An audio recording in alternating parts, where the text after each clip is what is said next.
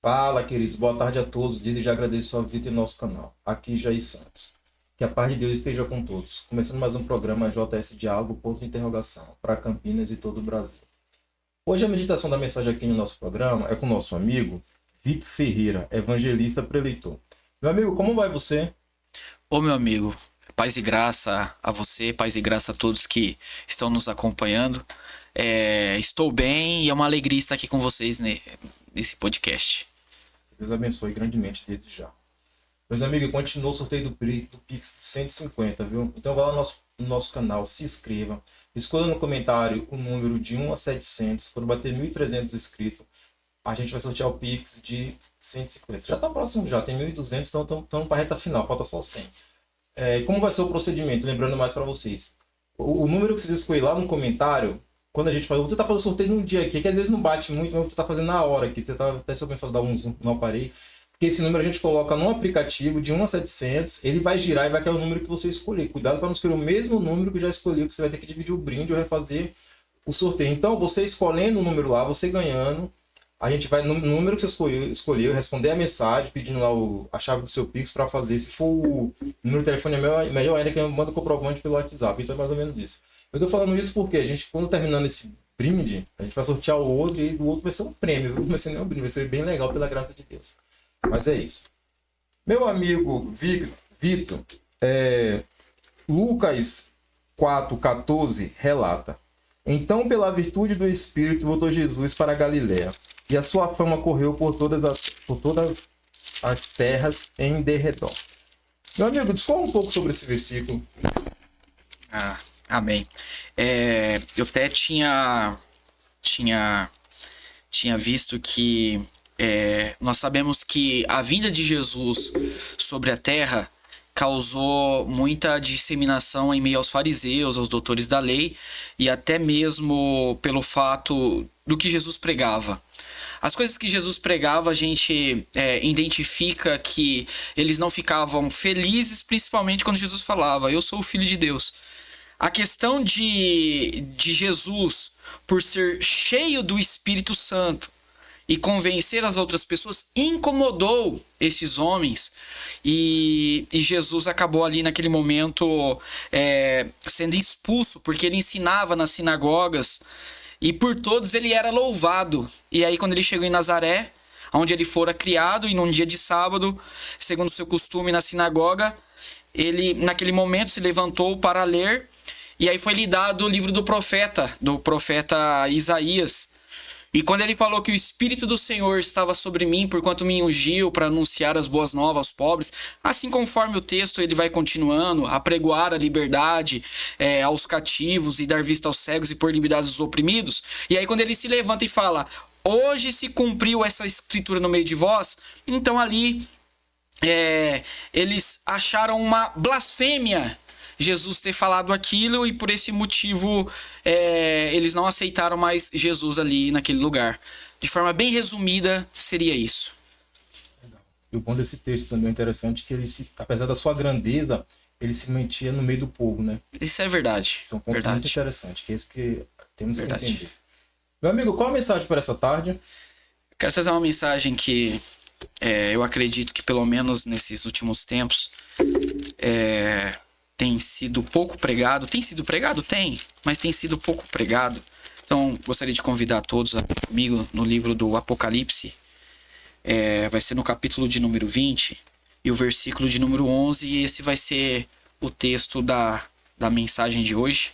Apocalipse, capítulo de número 20 e o versículo de número 11 da palavra do Senhor.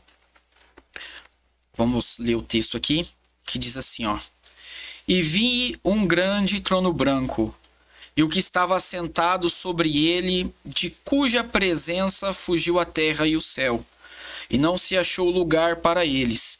E vi os mortos, grandes e pequenos, que estavam diante do trono, e abriram-se os livros, e abriu-se outro livro, que é o da vida. E os mortos foram julgados pelas coisas que estavam escritas no livro, segundo as suas obras.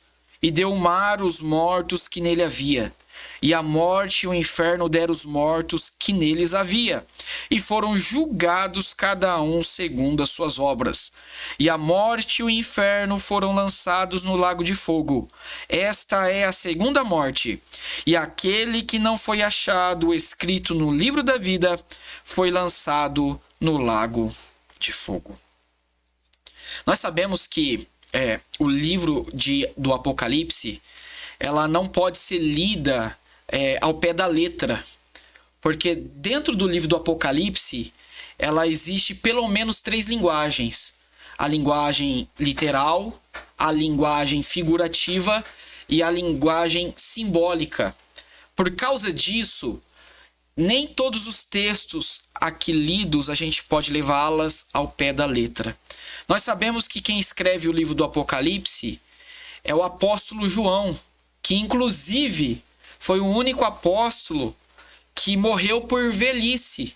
Os demais apóstolos, os demais discípulos, morreram martirizados por causa do evangelho. Esse apóstolo João, que escreveu o livro do Apocalipse, o evangelho de João, e a primeira e a segunda e a terceira epístola de João, que foram escritas por ele, apregoou os seus últimos dias na igreja de Éfeso, e ali ele morrera por velhice. Nós vamos ver aqui então que no livro do Apocalipse, João ele vai ter algumas visões complexas, complicadas dos fins dos tempos. Se nós olharmos, a Bíblia ela é mais atualizada que qualquer outro livro que possa existir. Por quê?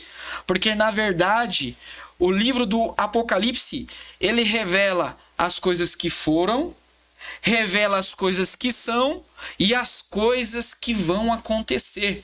Muitas coisas que nós estamos presenciando são só cumprimentos das Escrituras. Nós sabemos que no livro do Apocalipse, João ele vai descrever igrejas.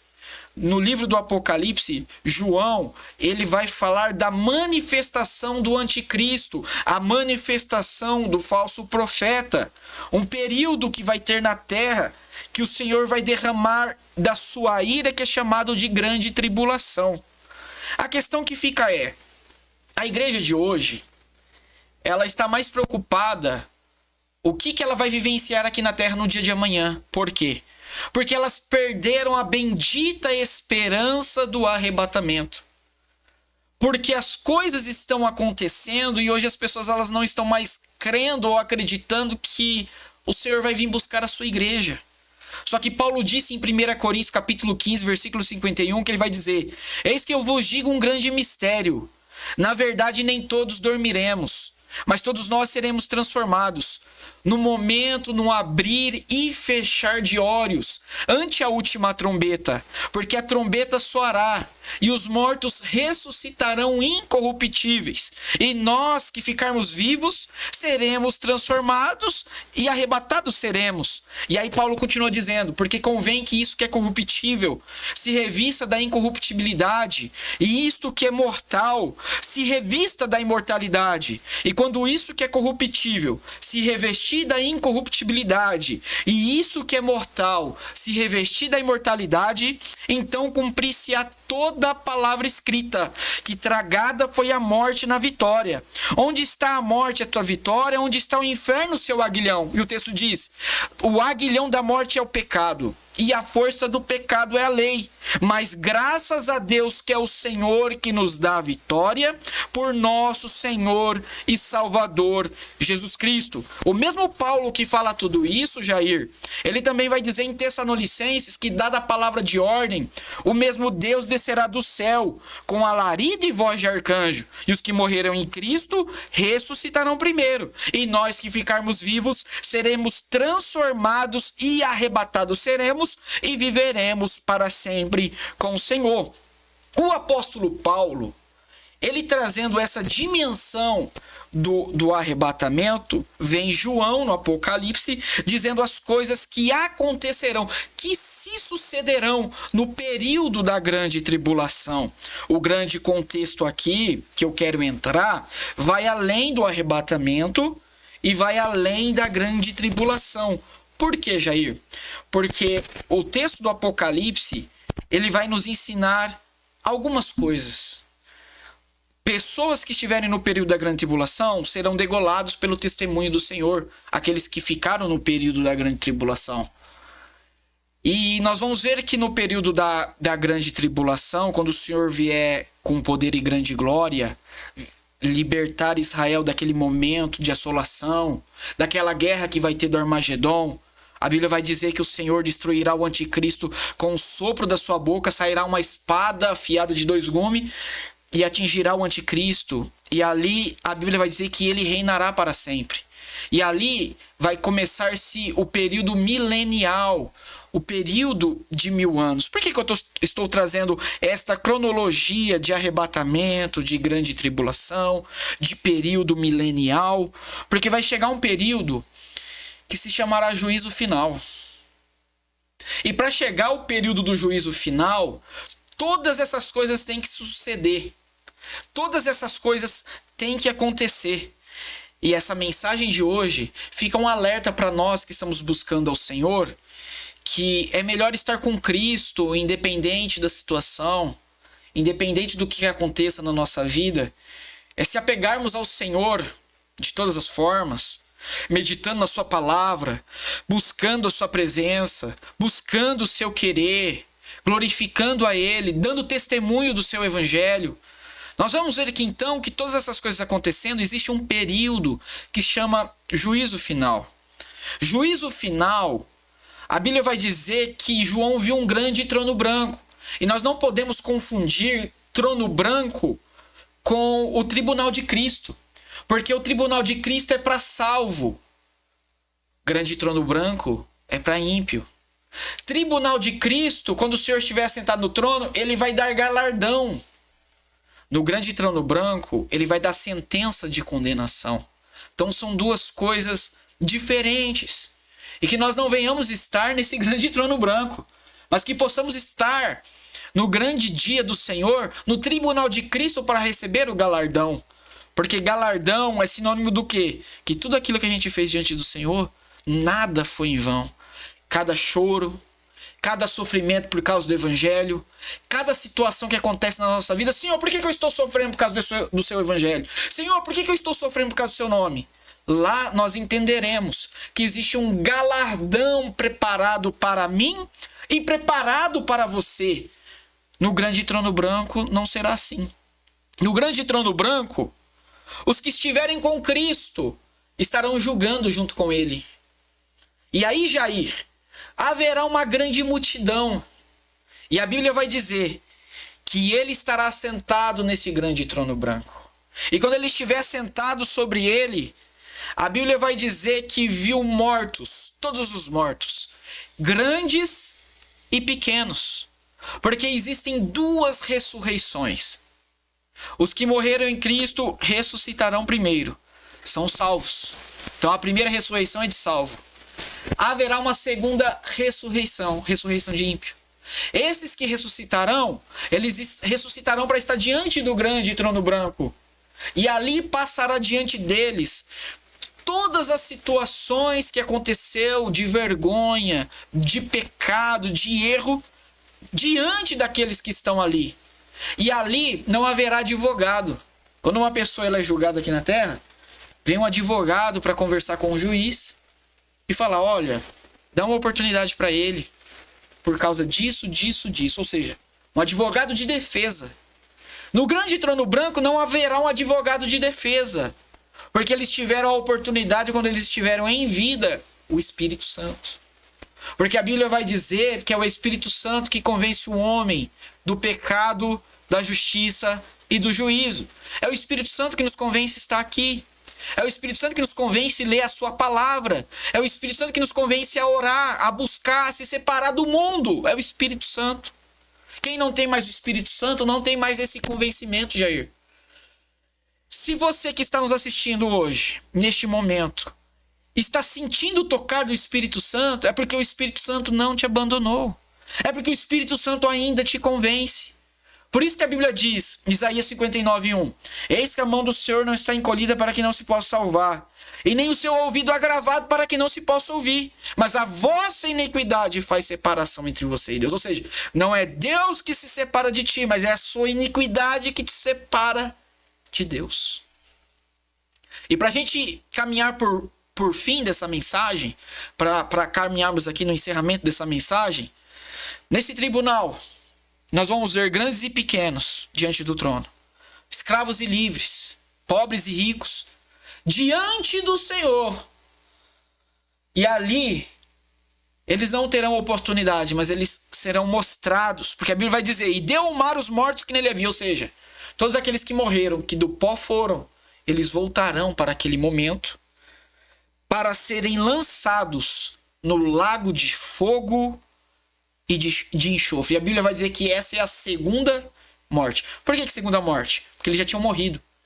A primeira morte, eles morreram em terra, foram para o Hades, ressuscitaram, vão estar diante do grande trono branco. E aí eles serão lançados no lago de fogo e enxofre, de forma eterna.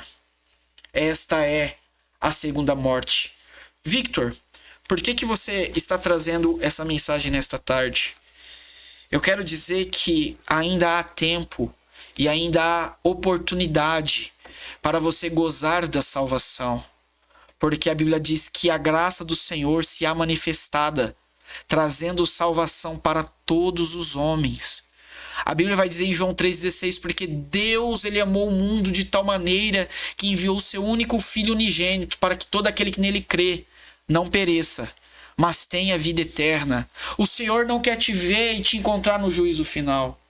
Ele quer te encontrar ou no arrebatamento, se ele buscar a sua igreja nesse período que nós estivermos na terra, ou te encontrar no céu, aonde haverá gozo, alegria, não haverá canseira, nosso corpo será um corpo já glorificado. E ali nós glorificaremos o Senhor para todo o sempre. E você vai entender que naquele grande dia valeu a pena servir ao Senhor. Valeu a pena permanecer fiel e honrar o nome daquele que fez os céus e a terra. Fica com essa mensagem, foi essa reflexão que eu quis trazer, que Deus colocou ao meu coração. Deus abençoe, Jair. Deus abençoe a todos em Cristo Jesus. Boa palavra, meu. Esclarecedor. Traz indicação que é bênção, viu? Deus abençoe grandemente sua vida e da sua família, viu? Amém. Victor Ferreira congrega Assembleia de Deus, a região ali Padre Anchieta, Campinas, São Paulo. Reside na Vila Renascença, Campinas, São Paulo. Meu amigo, deixa seu contato para pregar nas igrejas aí. Benção. O meu contato é 199-9588-0960. Quer mandar um abraço para alguém, agradecer aí? Quero mandar abraço a você, obrigado pelo convite, ao Jair, ao Richard que me convidou, que me indicou. Também quero agradecer ao Daniel, que está nos bastidores, um grande amigo meu, a todos os pregadores, para toda a minha família, um abraço, um beijo, que Deus abençoe em nome de Jesus. Glória a Deus. Falando um pouco mais sobre o brinde, esse brinde ele começou no programa do Renan Moraes cantor, para ficar atento da questão em si. Para finalizar aqui também, eu quero mandar um abraço para Edson Ramos, que mora no bairro Mauro Marcondes, Campinas, São Paulo. Um abraço também para o William Rezende, que mora na cidade de Uberlândia, Minas Gerais. Interaja conosco no programa. Quer ganhar um abraço aqui na hora do programa? Mande, fala seu nome e seu sobrenome. Se for daqui de Campinas, fala o bairro. E se for de outro estado, só precisa falar a cidade e o estado. É benção. O programa é feito com vocês, né? O dilema de programa é mais ou menos isso. Mas que Deus abençoe a todos e um ótimo domingo. Até a próxima.